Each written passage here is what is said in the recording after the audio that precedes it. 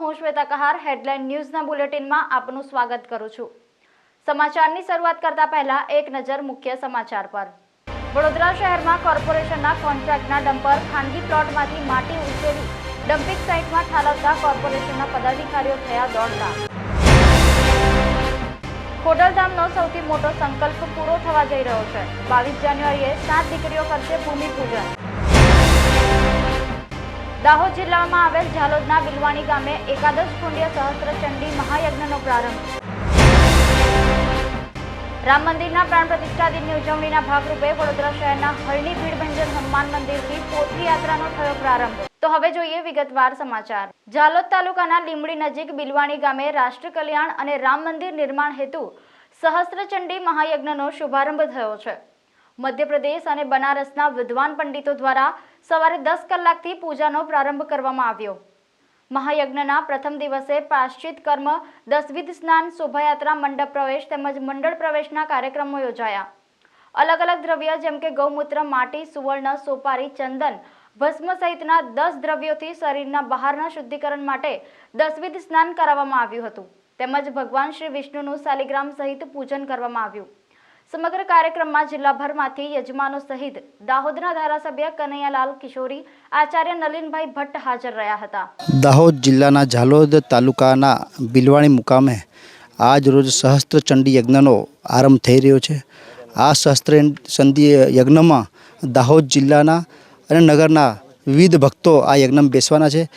આ યજ્ઞ થકી રાષ્ટ્રના હિતમાં અને આપણો દેશ ઉન્નત થાય તે માટે પણ અહીં આગળ સંકલ્પ લેવામાં આવ્યો છે। આજથી જ્યારે 22 જાન્યુઆરીએ રામલલ્લા બિરાજમાન થવાના છે એ હેતુ માટે પણ અહીં આગળ આજે સહસ્ત્રચંડી યજ્ઞનો જે પ્રારંભ થયો છે એ ખૂબ જ આવકારદાયક અને દેશના હિત માટે આવનાર સમયમાં આપણો ભારત દેશ ખૂબ જ તરક્કી અને વિશ્વ ભારત માતા પરમ વિભાગ પર પહોંચે એ માટેના અહીં આગળ યજ્ઞ થઈ રહ્યો છે। એ ખૂબ જ જે ભક્તો અહીં બેસવાના છે એ ખૂબ જ આનંદની વાત છે। અનેક લોકો પણ આનો આગળ લાભ લેવાના છે। ભારત માતા કી જય। ખેડાના ગોતાલ ગામે એક જ કોમના બે જૂથ વચ્ચે પથ્થરમારો થયો। નડિયાદના ગોતાલ ગામે 2 વર્ષ પૂર્વે યોજાયેલી ચૂંટણીનો ખાર રાખી પથ્થરમારો કરવામાં આવ્યો। એક જ જ્ઞાતિના બે જૂથ વચ્ચે મારામારી થઈ હતી। બંને પક્ષ દ્વારા એકબીજા પર છૂટો પથ્થરમારો કર્યો।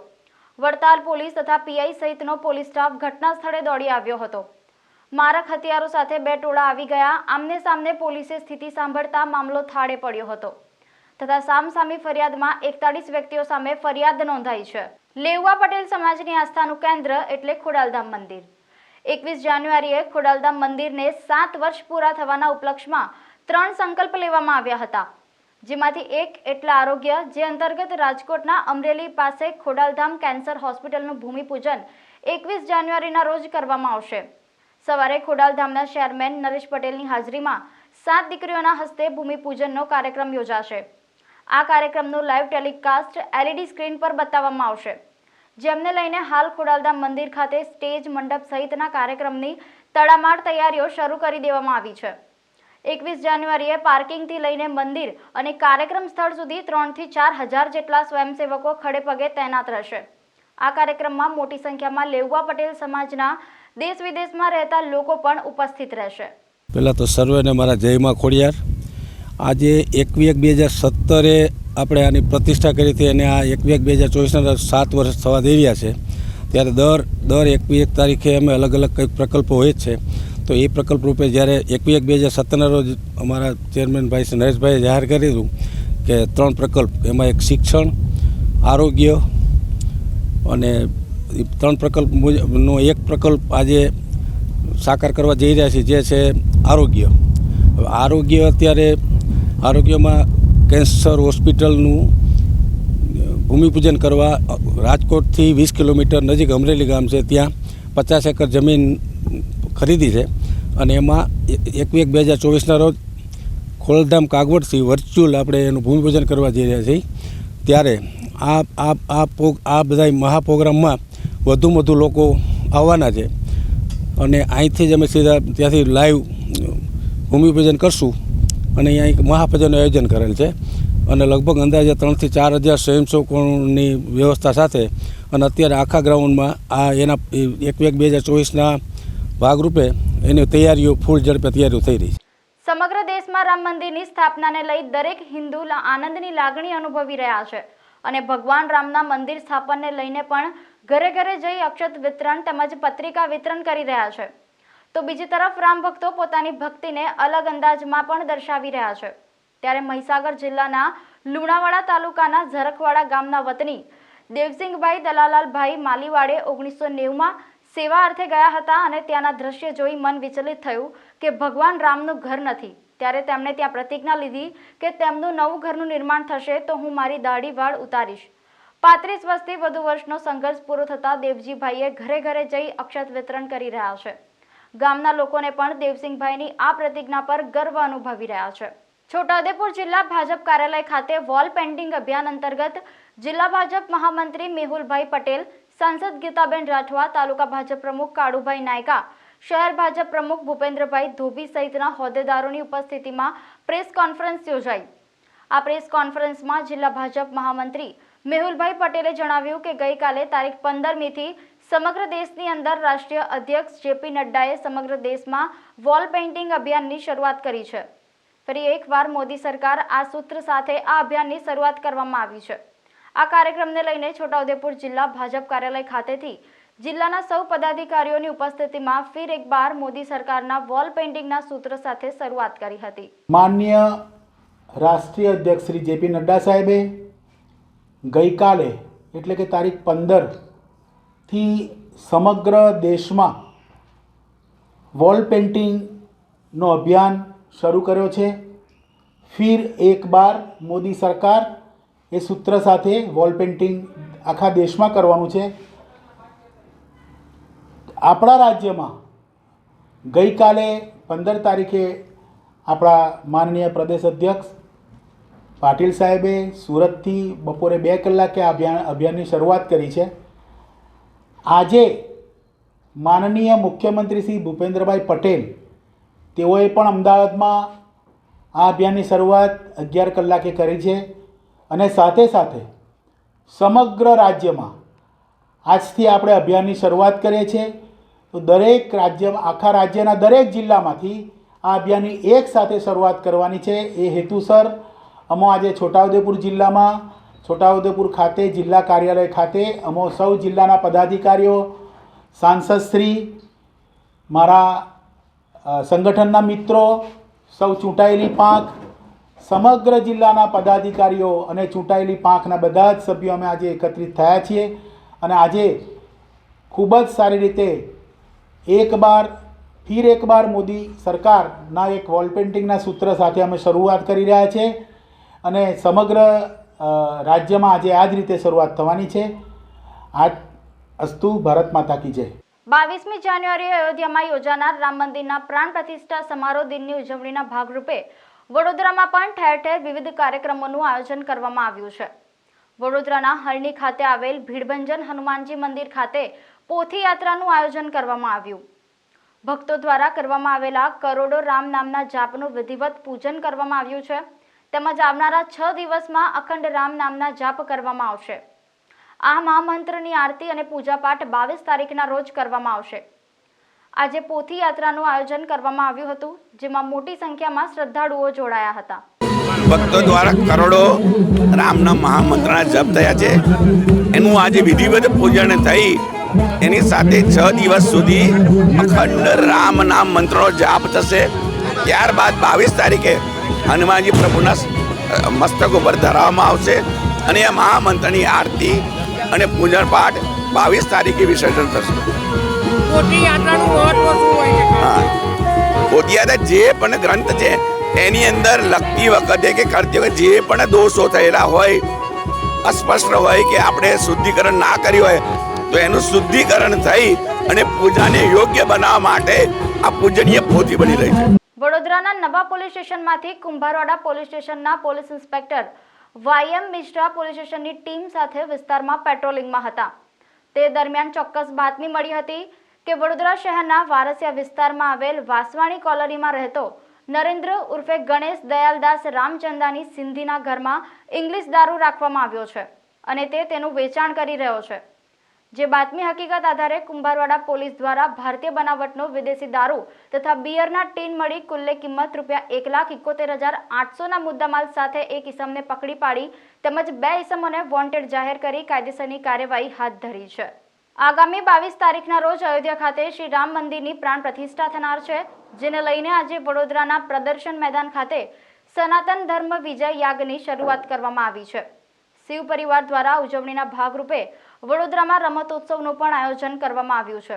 ત્યારે સવારે સનાતન ધર્મ વિજય યાગની શરૂઆત કરવામાં આવી, સાથે સાંજે સનાતન ધર્મ વિજય યાત્રાનું આયોજન કરવામાં આવ્યું છે. આ ધર્મ વિજય યાત્રા પ્રદર્શન મેદાનથી બપોરે 4 કલાકે પ્રસ્થાન કરાવવામાં આવી હતી. આ વિજય યાત્રાનું કીર્તિસ્તંભ ખંડેરાવ માર્કેટ કોઠી 4 રસ્તા થઈને પ્રદર્શન મેદાન ખાતે સમાપન થયું હતું અને સાંજના 7 કલાકે આતશબાજી સાથે પોલો ગ્રાઉન્ડ ખાતે રાવણ દહનનો પણ કાર્યક્રમ યોજાયો હતો. અયોધ્યામાં લગભગ 500 વર્ષ પછી ભગવાન શ્રી રામનો પ્રાણ પ્રતિષ્ઠા 22 જાન્યુઆરીના રોજ થવાની છે. તે નિમિત્તે વડોદરા શહેરમાં શિવ ભક્તોએ વડોદરા શહેર રામમય બને એ માટે 5 કાર્યક્રમોનું આયોજન રાખવામાં આવ્યું છે. તે નિમિત્તે આજે કીર્તિસ્તંભ પાસે પ્રદર્શન ગ્રાઉન્ડ પર સનાતન ધર્મ વિજય યાગ હમણાં 10:15 વાગે શરૂ થશે. ત્યાર પછી લગભગ બપોરે 4 વાગે પૂર્ણાહુતિ છે, નારિયેલોમાં છે.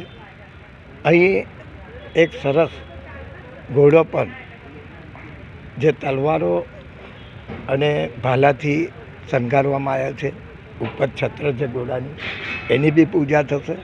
ત્યાર પછી આ ઘોડો પણ યાત્રામાં જોડાવાનો છે. 4 વાગે સનાતન ધર્મ વિજય યાત્રા કીર્તિસ્તંભથી નીકળશે. ત્યાંથી નાય મંદિર, ગાંધીનગર ગૃહ, અમદાવાદી પોર થઈને કોઠી 4 રસ્તા લગભગ 7-7:30 વાગે પહોંચશે.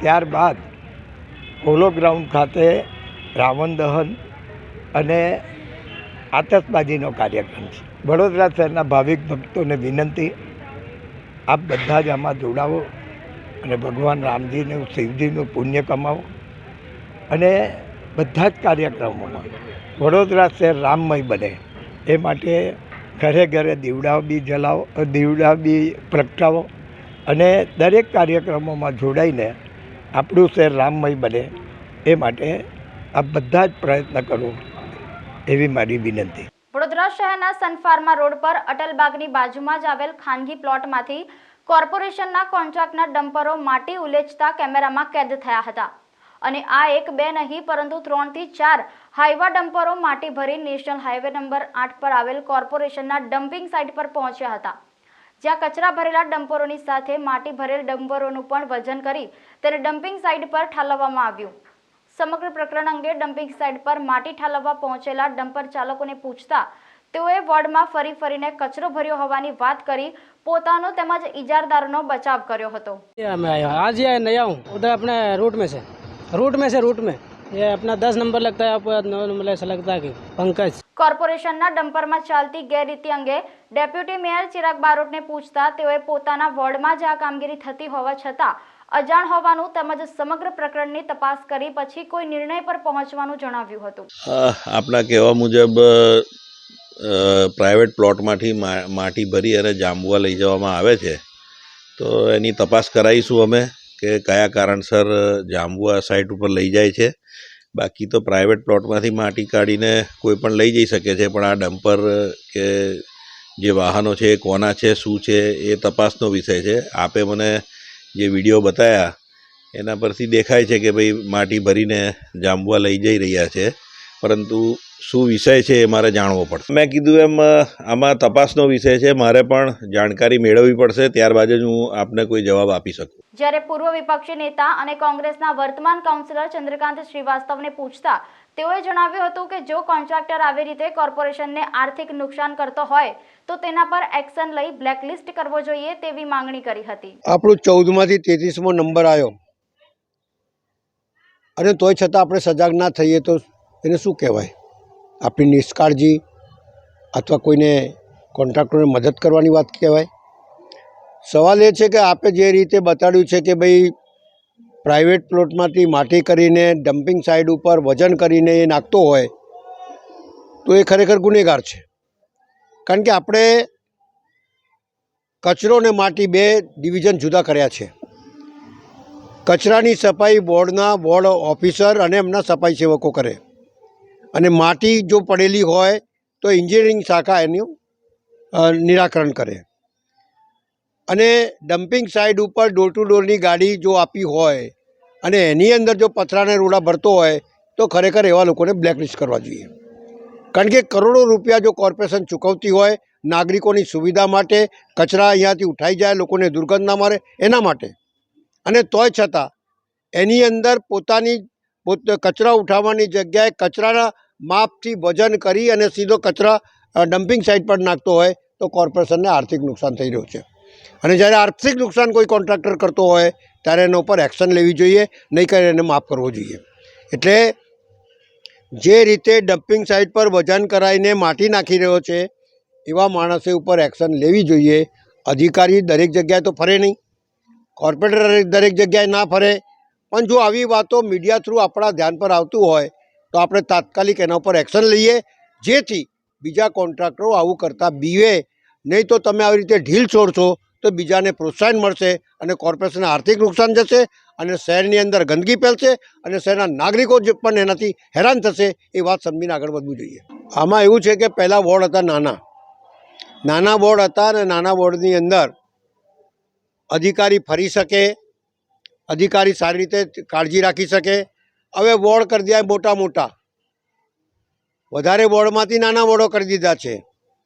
સુવિધાઓના સાધન એટલા બધા છે નહીં, અને આખા વોર્ડની અંદર કોઈ વોર્ડ ઓફિસરની કેપેસિટી નથી કે આખો દિવસ આ વોર્ડમાં ફરી શકે. એટલે આટલા મોટા વોર્ડ કરી દીધા. સંસાધનોની કમી, ગાડીઓની કમી, બધું જ વસ્તુ ઓછી છે, અને એની અંદર તમે કહો કે વોર્ડ ઓફિસર ગુનેગાર છે અથવા એન્જિનિયર ગુનેગાર છે અથવા કમિશનર ગુનેગાર છે, એ વાત જ ખોટી છે. કારણ કે જેટલા મોટા વોર્ડ હોય એટલા તમારે માણસો મૂકવા પડે, એટલા સાધનો મૂકવા પડે, એટલા CCTV કેમેરા લગાવવા પડે. આવું કશું નથી. અને તોય છતાં જ્યારે હોઈએ ત્યારે પેલો કોન્ટ્રાક્ટર ગુનો કરે, કોઈ પ્રાઇવેટ માણસ ગુનો કરે અથવા કોઈ નાનો કર્મચારી કરે, પણ આપણે પકડીએ છીએ હંમેશા મોટા માણસને, પણ મોટા અધિકારીને અથવા કોર્પોરેટરને કહેવાય અથવા મેયરને પકડીએ છીએ. પણ ખરેખર જો બ્લેક લિસ્ટ નહીં કરીશું તો આના ઉપર આપણી પકડ રહેશે નહીં, એવું મારું સ્પષ્ટ માનવું. સમાચાર સમાપ્ત કરતા પહેલા એક નજર મુખ્ય સમાચાર પર. વડોદરા શહેરમાં કોર્પોરેશનના કોન્ટ્રાક્ટના ડમ્પર ખાનગી પ્લોટમાંથી માટી ઉંચેલી ડમ્પિંગ સાઇટમાં ઠાલવતા કોર્પોરેશનના પદાધિકારીઓ થયા દોડતા. ખોડલધામનો સૌથી મોટો સંકલ્પ પૂરો થવા જઈ રહ્યો છે. 22 જાન્યુઆરીએ 7 દીકરીઓ કરશે ભૂમિપૂજન. દાહોદ જિલ્લામાં આવેલ ઝાલોદના બિલવાણી ગામે એકાદશ કુંડ્ય સહસ્ત્રચંડી મહાયજ્ઞનો પ્રારંભ. રામ મંદિરના પ્રાણ પ્રતિષ્ઠા દિનની ઉજવણીના ભાગરૂપે વડોદરા શહેરના હરણી ભીડભંજન હનુમાન મંદિરથી પોથરી યાત્રાનો થયો પ્રારંભ. આ હતા આજના સમાચાર. કાલે ફરી મળીશું નવા સમાચાર સાથે. ત્યાં સુધી હેડલાઇન ન્યૂઝની સમગ્ર ટીમને રજા આપશો. નમસ્કાર.